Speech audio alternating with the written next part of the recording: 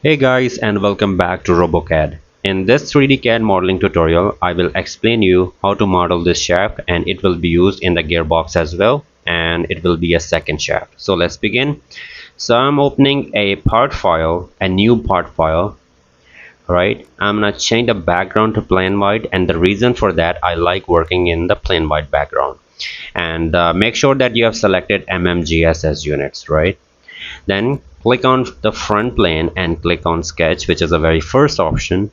And right after that, I'm going to select here a line. So I will create here a horizontal straight line from the origin. So create a sketch like this. So I will make sure that this I see this vertical dotted line. I will click it and I will close the sketch like this. So these are a combination of horizontal lines, vertical lines. Make sure that these are straight so you can assign these relations. For vertical lines you can assign vertical relations, for horizontal lines you can assign horizontal relation, just to make sure that they are straight, right? And I'm going to specify the length of these lines. So I will select smart dimensioning tool and specify the length of these lines. So the first line is 87.5 and this line is 109.5, and the length of this line is going to be 20 millimeter, and then the length of this line is going to be 17.5 millimeter. So I'll assign these dimensions, right?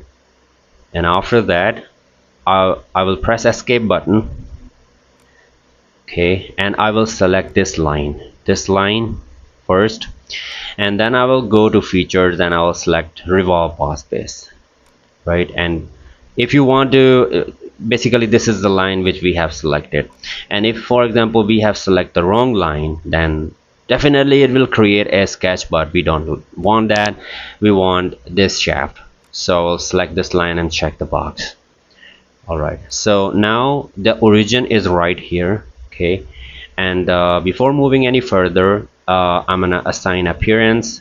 We definitely have to create more sketches as well, but before that I will apply this appearance.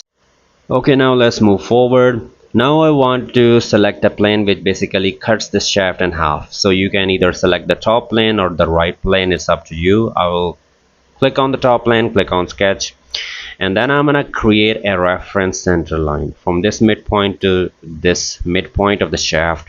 Create a center line and then select here the center rectangle and create a center rectangle here and here, right? Okay, now select smart dimensioning tool and here specify the length of this vertical line first. So it's going to be 9 millimeter from this point here to this point of the shaft, this corner of the shaft.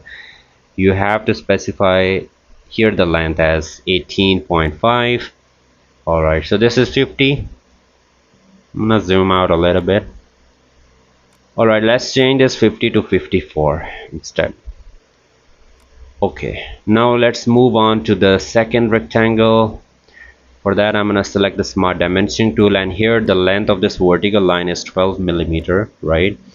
And from this vertical line to this edge here I'm gonna specify 46.5 as the distance, and the length of this line is 48 millimeter. All right, okay, and the sketch is fully defined, and now we have to move on to the features and select extruded boss base, and here we have to extrude it. So I'm gonna increase the length of extrusion up to 40 millimeter. Okay, check the box. All right, so these two rectangles have different width, so I will select the smaller one first. As you can see, this is the smaller one. Select this face and click on sketch. So I will create here a corner rectangle. So I will select here corner rectangle and create here from this point to this point here a corner rectangle. Then I will select smart dimensioning tool, and from this point of the corner rectangle to this point, it is a little bit tough to select, but I will select it, and here specify 3.89 millimeter the distance, right? And now I will go to features, select extruded cut, and here is the thing that I will explain you. You can drag this, or either you can select through all. from here, but there will be a problem if I check this box. And as you can see the problem, this right here is gonna cut the other part as well. So what I will do, I will select here edit feature, and I will select here up to surface, and I'll select this surface. Definitely there are other advanced things that I'm not gonna explain you right now because I do not want to confuse you. So this is one way to do that, right? This is one valid way to do that. Now select this surface and click on sketch, and I'm gonna select the corner rectangle again, and basically this is the same thing but it will be a little bit different dimensions. So I'll select smart dimensioning tool from this point to this point here. I will specify 4.22 millimeters as a distance, right? Go to feature, select extrude cut this time, and this time we don't care, we will select here through all and check the box. So this is another thing, right? Now we are left with the fillet, so I'll select the fillet and I'll select this corner. Here I will specify the radius as 5 millimeter, and I will check the box. So that's how we create this 3D CAD model of the shaft, and now I'll save it. So I will save it as shaft underscore 2, and shaft underscore 1 is another thing that I have modeled in our previous tutorial, and we will be using both of these shafts in the gearbox as well.